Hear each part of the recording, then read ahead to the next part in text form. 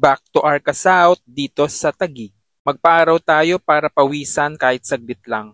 Arca South para magpapawis. Keme.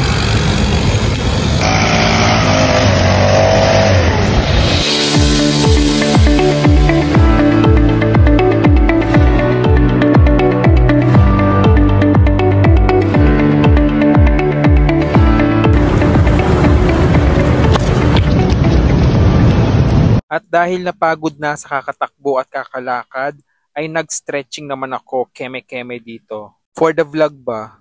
So ayan, halos wala nang ang tao dito sa Arca South dahil magna 9 AM na ito. Kaya ayan, ituloy na natin ang walking.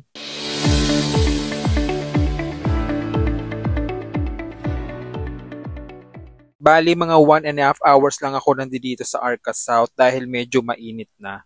Ayun lang, see you on my next ganap.